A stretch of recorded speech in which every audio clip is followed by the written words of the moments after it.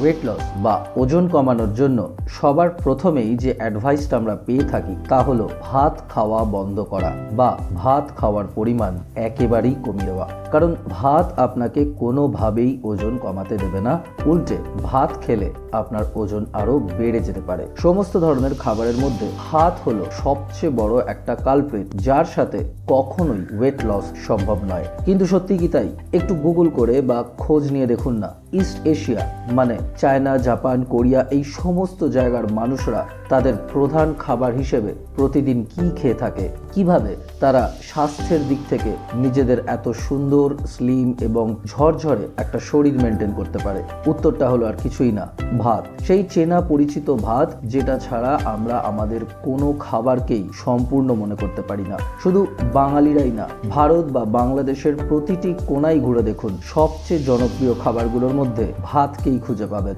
রাজমা চাওয়াল, ছোলা চাওয়াল, বিরিয়ানি বা পোলাও, এরকম বিভিন্ন নাম নিয়ে ভাত আমাদের খাবারের তালিকাতে সবার প্রথম স্থানটা অধিকার করে রেখেছে। শুধু তাই না, বিশ্বের জনসংখ্যার অর্ধেকের বেশি মানুষের জন্য ভাত একটা প্রধান খাদ্য। আর সবচেয়ে আশ্চর্যের বিষয় হলো, বিশ্বের 90% চাল এশিয়া থেকে আসে। ভাত কার্বোহাইড্রেট এবং ফাইবারের একটা দারুণ সোর্স, যা একটা সুষম এবং পুষ্টিকর খাদ্যের জন্য অপরিহার্য। ভাতের মধ্যে ফ্যাট এবং সুগারের পরিমাণও অনেক কম থাকে। ভাত খুব সহজে হজম করা যায়। ভাত গ্লুটেন ফ্রি এবং ভিটামিন বি এর একটা ভালো সোর্স। নিশ্চয়ই এই ভিডিওটা আপনি দেখছেন আর ভাবছেন যে সবই তো বুঝলাম, কিন্তু এর সঙ্গে ওয়েট লসের কি সম্পর্ক আছে? সম্পর্ক আছে। ওজন কমানোর জন্য যে কোনো ডায়েট যতই কার্যকরী হোক না কেন, সঠিকভাবে তা মেনটেন করা কিন্তু ভীষণভাবে কষ্টকর হয়ে পড়ে। যখন আমরা আমাদের রোজকার ফুড হ্যাবিট থেকে হঠাৎ করে কোনো নতুন কিছু করতে চাই, মানে এই ভাত রুটির মতো স্বাভাবিক খাবারগুলো ছেড়ে এমন কোনো লিস্ট ফলো করতে চাই, আমাদের শরীর বা মন কোনোভাবেই মেনে নিতে চায় না। বিশেষ করে ভাতের বিষয়ে সবচেয়ে বেশি বারণ থাকাতে আমাদের মধ্যে কিন্তু ভাত নিয়ে যাদের দুর্বলতা আছে, মানে এক কথায় যারা ভাত প্রেমী এবং ওজন কমানোর সময় ভাত ছাড়তে পারছেন না, আমাদের আজকের এই ভিডিওটা তাদের। শুধু তাই না, আমাদের আজকের এই ভিডিওতে আমরা ভাত নিয়ে বা ভাত খাওয়া নিয়ে এমন কিছু ওয়েট লসের প্রিন্সিপালের বিষয়ে আলোচনা করব, যা জানার পর অনেকেই হয়তো স্বাভাবিক উপায়ে ওয়েট লসের ব্যাপারটা নিয়ে অনুপ্রাণিত হবে। ডায়েট জিনিসটা যাদের কাছে একটা ভীষণ কঠিন শব্দ, ভিডিওটি শেষ পর্যন্ত দেখলে সেটা কিন্তু জল ভাত হয়ে যাবে। নমস্কার, স্বাস্থ্য সুন্দর চ্যানেলের পক্ষ থেকে আমি সন্দীপ সকল দর্শক শ্রোতা বন্ধুদের অনেক অনেক ধন্যবাদ জানাই এই ভিডিওটি দেখার জন্য। ভিডিওটি ভালো লাগলে লাইক, কমেন্ট, শেয়ার এবং অনুগ্রহ করে চ্যানেলটিকে সাবস্ক্রাইব করতে ভুলবেন না। ভাতের ওপর এই দোষ শতাব্দীর পর শতাব্দী ধরে চলে আসে যে ভাত খেয়ে আর যাই হোক পাতলা হতে পারবেন না। তাছাড়া আপনার যদি ডায়াবেটিস, পিসিওএস, কোলেস্টেরল, থাইরয়েড বা বিপির সমস্যা থাকে, প্রথম যে কথাটা শুনতে পাবেন তা হলো ভাত খাওয়া বন্ধ করা। কিন্তু জানেন কি, বিশেষ করে ওয়েট লসের বিষয়টাতে আপনাদের পছন্দের ভাত খেয়েও আপনারা ওজন কমাতে পারেন। আমাদের রোজগার খাদ্য তালিকায় ভাত একটা বাজেট ফ্রেন্ডলি অপশন। চাল কিনতে হলে সস্তা থেকে দামি চাল পর্যন্ত অনেক ভ্যারাইটিস পাওয়া যায়, আর যে কোনো চালই খান না কেন পেট কিন্তু ভরে যাবে। একটু চাল রান্নার পর অনেক বেশি ভাত হয়ে যায়। চালের দ্বিতীয় সুবিধা হলো চাল সহজেই পাওয়া যায়, আপনি যেখানেই যান না কেন। আর ভাতের তৃতীয় সুবিধা হলো ভাত সহজে হজম হয়। আমরা যদি ভাতকে রুটির সঙ্গে তুলনা করি, তাহলে রুটির চেয়ে ভাত হজম হয় অনেক দ্রুত। আপনি যখন রুটি খান তখন এটা হজম হতে 2 থেকে 3 ঘন্টা সময় লাগে, কিন্তু ভাত খেলে 1 ঘন্টায় হজম হয়ে যায়। তাহলে এটা প্রমাণিত যে ভাতের কিন্তু অগণিত উপকারিতা রয়েছে। এবার আরেকটু ভেতরে ঢুক। রান্না করা ভাতে স্টার্চ থাকে, এতে এমন উপাদান রয়েছে যা ফ্যাটি অ্যাসিড নামে পরিচিত। এটা আমাদের পেটে যাওয়ার সাথে সাথে একটা দুর্দান্ত স্টেবিলাইজিং এজেন্ট হিসেবে কাজ করে। আমাদের পাকস্থলীতে অ্যাসিটেট, বুটাইরেথাস এবং প্রোসায়ানিডিন তৈরি করে, যার কারণে আমাদের কোলেস্টেরলের ভারসাম্য বজায় থাকে। শুধু তাই নয়, ভাত ভিটামিন B1, B2 এবং B3, নিয়াসিন, থায়ামিন এবং রাইবোফ্লাভিনের একটা দারুণ উৎস, যার কাজ আমাদের শরীরের মেটাবলিজমের যত্ন নেওয়া। চালে রয়েছে ম্যাগনেসিয়াম ও ম্যাঙ্গানিজ, যা যারা ওজন কমাতে অনেক সাহায্য করে। আপনারা হয়তো আজকাল ওজন কমানোর জন্য ম্যাগনেসিয়াম ট্যাবলেট খাওয়ার কথা শুনেছেন, কিন্তু কেউ ভাবেননি যে আমরা যদি প্রতিদিন খাবারের সঙ্গে এই ভিটামিন ও মিনারেলগুলো এমনিতেই পেয়ে যাই, তবে আমরা কেন এত ট্যাবলেট খাবো? সেই জন্য শুধুমাত্র ভাতের মাধ্যমে যদি আপনাদের দৈনন্দিন খাবারে ম্যাঙ্গানিজ এবং ম্যাগনেসিয়াম নিতে পারেন, তবে এর সবচেয়ে বড় সুবিধা হবে আমাদের ওজনও কমবে, আবার শরীরে ক্যালসিয়ামও জমা কম হবে। একই সাথে শরীরের সমস্ত মেটাবলিক অ্যাক্টিভিটিস বা বিপাকীয় ক্রিয়া সঠিকভাবে কাজ শুরু করবে।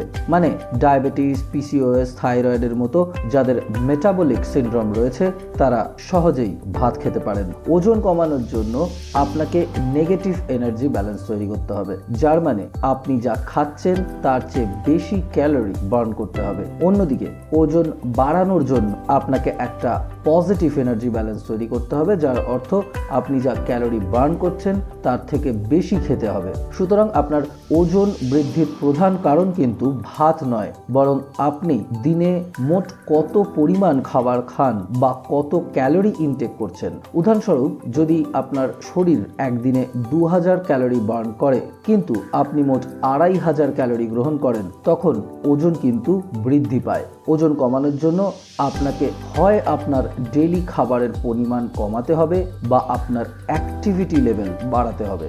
আবার কখনো একই সঙ্গে দুটোই করতে হবে। ওজন কমাতে আপনাদের কতটা খাওয়া উচিত সে সম্পর্কে আপনি যদি নিশ্চিত না হন, তাহলে আমাদের চ্যানেলে ডেইলি কতটা খাবেন ও কিভাবে ম্যাক্রো কাউন্ট করবেন সে বিষয়ের ভিডিওগুলি দেখতে পারেন। এছাড়াও প্লে স্টোর থেকে ক্যালোরি ও ম্যাক্রো কাউন্ট করার জন্য প্রচুর অ্যাপস আছে যা ডাউনলোড করে ব্যবহারও করতে পারেন। এবার ভাতের বিষয়টা দেখা যাক। হ্যাঁ, আপনি ভাত খেতে পারেন, তবে আপনাকে সবার আগে ভাত খাওয়ার পরিমাণটাকে কন্ট্রোল করতে হবে। আপনি যদি থালা ভরে ভাত খাওয়া চালিয়ে যান এবং ভাতকে আপনার ওজন বাড়ার জন্য দায়ী করেন, তাহলে কিন্তু আপনি ভুল করছেন। যদি আপনার লক্ষ্য ওয়েট লস হয়, তবে আপনার কতটা ভাত খাওয়া উচিত, কিভাবে খাওয়া উচিত সেটা সবার প্রথমে জানার, যদিও এটা আপনি যে ধরনের চাল ব্যবহার করছেন তার উপরে নির্ভর করবে। এবং যেহেতু ভাতে কার্বোহাইড্রেট রয়েছে, তাই ভাতের সঙ্গে অন্যান্য যে সমস্ত খাবারে বেশি পরিমাণে কার্বোহাইড্রেট রয়েছে সেগুলোকে কিন্তু আপনাদের এড়িয়ে যেতে হবে। 100 গ্রাম ভাত মানে 10 বড় চামচ, যা মোটামুটি 1 বাটির সমান। এই 1 বাটি ভাতে 100 থেকে 115 ক্যালোরি থাকছে। আপনার বিএমআর এবং দৈনিক ক্যালোরি আরেকটু পারমিট করলে 1.5 বাটিও নিতে পারেন, কিন্তু তার বেশি নয়। এবার প্রোটিন, ফাইবার ইত্যাদির জন্য বাড়িতে রান্না করা যে কোনো ডাল, সেই সঙ্গে পছন্দের সবজি ইত্যাদি অ্যাড করতে পারেন। ছোট বাটির 1 বাটি দই এবং 1 প্লেট স্যালাডও সঙ্গে নিতে পারেন। সবজি না থাকলে স্যালাডের পরিমাণ বাড়িয়ে দিন। যারা নন ভেজ দিয়ে ভাত খান, সবজি বা ডাল খেতে পছন্দ করেন না, তারা ফাইবারের জন্য যে কোনো নন ভেজ খাবারের সাথে অন্তত 1 প্লেট স্যালাড খাবেন। ওয়েট লসের জন্য ভাতকে খারাপ বলার আসল কারণ হলো এর হাই গ্লাইসেমিক ইন্ডেক্স, যার অর্থ হলো এটি খুব দ্রুত হজম হয়, যা আপনার রক্তে গ্লুকোজের মাত্রায় হঠাৎ করে স্পাইক করতে পারে। ফলস্বরূপ ভাত খাওয়াতে পেট যতটা ভরে থাকে তার থেকে বেশি খিদে বেড়ে যায়। সাদা চালের জিআই ইন্ডেক্স 65 to 70 এর মধ্যে। এর অর্থ হলো এটা খাওয়ার পরে ব্লাড সুগার লেভেল হট করে বেড়ে যায় এবং আপনার শরীর ইনসুলিন সংবেদনশীল হয়ে পড়ে, যার কারণে গ্লুকোজের মাত্রা বৃদ্ধি পায় এবং রক্তে শর্করার মাত্রা বৃদ্ধি পায়, যার কারণে ডায়াবেটিস রোগীরা কিন্তু এটা খেতে পারেন না। কিন্তু ভাতের সাথে অন্য কিছু খেলে প্লেটের জিআই ইন্ডেক্স 65 থেকে নেমে 35-এ চলে আসে, যা কিন্তু আবার খুবই নিরাপদ। হয়তো এই কারণেই সবাই ব্রাউন রাইস খেতে পছন্দ করেন, কারণ এতে বেশি ফাইবার থাকে। কিন্তু কার্বোহাইড্রেট সাদা ভাতের মতো, এবং আমরা যদি আমাদের শুধু ফাইবারের পরিমাণ পূরণ করতে চাই, তাহলে কিন্তু আমরা সাদা চালে এমন অনেক জিনিস মেশাতে পারি যা ফাইবারের পরিমাণ দ্বিগুণ করে দিতে পারে। মূলত খাদ্যে 4টি ফুড গ্রুপ রয়েছে: কার্বোহাইড্রেট, প্রোটিন, ফ্যাট এবং ফাইবার। এই 4টি গ্রুপের মধ্যে ভাতে রয়েছে কার্বোহাইড্রেট। কিন্তু যদি আপনাকে এর জিআই ইন্ডেক্স কমাতে হয় তাহলে ভাতের সাথে যে কোনো প্রোটিন মেশাতে হবে। রাজমা, ছোলা, ডাল বা মাছ, মুরগির মাংস এবং ডিমের মতো যে কোনো প্রোটিন ব্যবহার করে ভাতের জিআই ইন্ডেক্স আমরা অত্যন্ত সহজেই কমিয়ে ফেলতে পারি। ভাতের সাথে সবজি, মাঝে মাঝে পোলাও বা ফ্রাইড রাইস ফাইবারের পরিমাণ বাড়ায়।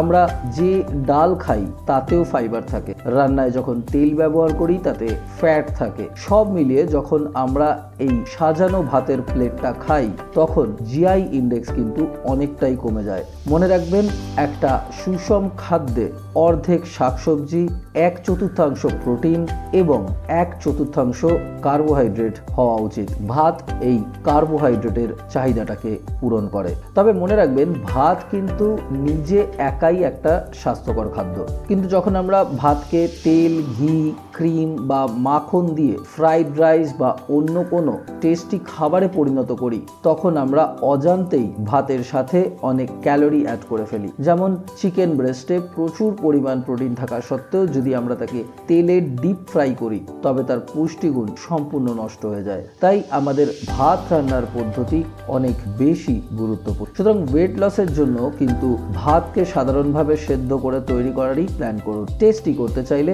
ভাতের সঙ্গে কি মেশাচ্ছেন বা কতটা মেশাচ্ছেন সে সম্পর্কে সচেতন হন। যারা নিয়মিত ওয়ার্কআউট বা ব্যায়াম করছেন তাদের মধ্যে, বিশেষ করে আপনাদের মধ্যে যাদের বডি টাইপ এন্ডোমর্ফ, তাদের কিন্তু ইনসুলিন রেজিস্ট্যান্ট হওয়ার প্রবণতা বেশি এবং কার্বোহাইড্রেট টলারেন্সও আপনাদের কম থাকে। আপনারা কম কার্বোহাইড্রেটের সাথে হাই প্রোটিন এবং ফ্যাটের সাথে ভালো ওয়েট মেনটেন করতে পারেন। তাই কখন ভাত খাবেন তা আপনাদের খুব ভালো করে প্ল্যান করতে হবে, কারণ আপনাদের শরীর একেবারেই কার্বোহাইড্রেট সহ্য করে না। ভাত বা কার্বোহাইড্রেট জাতীয় যে কোনো খাবার সময় ব্যায়াম বা শরীর চর্চার পরবর্তী 3 ঘন্টার মধ্যে খাওয়ার চেষ্টা করুন। ব্যায়ামের পরে কার্বোহাইড্রেট খাওয়া আপনার গ্লাইকোজেন স্টোরগুলোকে পুনরায় পূরণ করবে, যা আপনি আপনার ওয়ার্কআউটের সময় খরচ করে ফেলেছেন। তবে মনে রাখবেন যে আপনাকে এখানেও খাবারের পরিমাণকে কিন্তু নিয়ন্ত্রণ করতে হবে। আপনার ডায়েট প্রধানত প্রোটিন, স্বাস্থ্যকর ফ্যাট এবং শাকসবজি থেকে আসা উচিত। এবার চলে আসি চালের প্রকারভেদ। আমাদের চেনা সিদ্ধ চাল, আতপ চাল, পাশাপাশি বাজারে এসে গেছে ব্রাউন, ব্ল্যাক এবং রেড রাইস। ওয়েট লসের জন্য কোন ধরনের চালের ভাত খাওয়া? অবশ্যই সিদ্ধ চালের ভাত। আতপ চালের থেকে পুষ্টিগুণের সিদ্ধ চাল বহুদিন আগেই এগিয়ে গেছে, কিন্তু এই রঙিন চালের গুণাগুণ কি আরো বেশি? হ্যাঁ, সাদা চালের চেয়ে বাদামি চাল বা ব্রাউন রাইস স্বাস্থ্যকর বলে মনে করা হয় এবং এর প্রধান কারণ হলো এই চালটা অপরিশোধিত বা আনপলিশ। সাদা চালের তুলনায় ব্রাউন রাইস অবশ্যই বেশি পুষ্টিকর। এতে ফাইবার, প্রোটিন, ভিটামিন এবং মিনারেল প্রচুর পরিমাণে আছে। সাদা চাল একটা প্রক্রিয়া থেকে সাদা হয়, এর আসল রং কিন্তু অন্য কিছু। অনেকগুলি প্রারম্ভিক স্তর সরানো হয় যাতে এটা সাদা এবং চকচকে হয়। সুতরাং যখন এটা এত বেশি পালিশ করা হয় তখন এটা স্পষ্ট যে এর মধ্যে কিছু ত্রুটিও থাকবে। যাই হোক, আজকাল ম্যানুফ্যাকচারাররা সাদা চাল প্রক্রিয়াকরণের সময় হারিয়ে যাওয়া পুষ্টিগুলোকে ফিরিয়ে নিয়ে আসে। ব্রাউন রাইস অনেকের কাছে হজম করা কঠিন বলে মনে হলেও বেশিরভাগ মানুষ ব্রাউন এবং সাদা চাল উভয় সহ্য করতে পারে। যাই হোক, ব্রাউন এবং সাদা চাল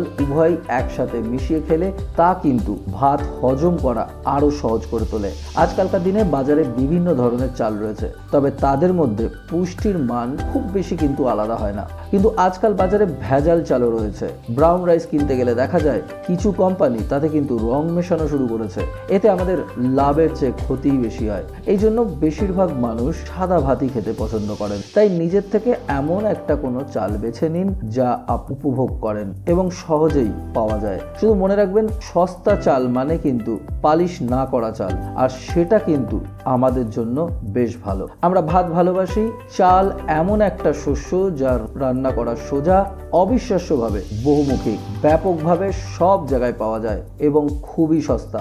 ওয়েট লস হলো নিয়মিত ব্যায়াম এবং একটা স্বাস্থ্যকর খাদ্যের কম্বিনেশন, যার জন্য আপনাকে আপনাদের পছন্দের বা ভাতের মতো একটা খাবার ত্যাগ করতে হবে না। ওজন কমানোর জন্য ভাতের পরিমাণ কন্ট্রোল করা এবং ভাত রান্না রান্না করার জন্য স্বাস্থ্যকর রান্নার পদ্ধতি ব্যবহার করাটাই গুরুত্ব। সবশেষে অসংখ্য ধন্যবাদ আমাদের এই ভিডিওটিকে সম্পূর্ণ দেখার জন্য। ভিডিওটি ভালো লাগলে লাইক, কমেন্ট, শেয়ার এবং অনুগ্রহ করে চ্যানেলটিকে সাবস্ক্রাইব করতে ভুলবেন না। ভালো থাকবেন, সুস্থ থাকবেন। নমস্কার।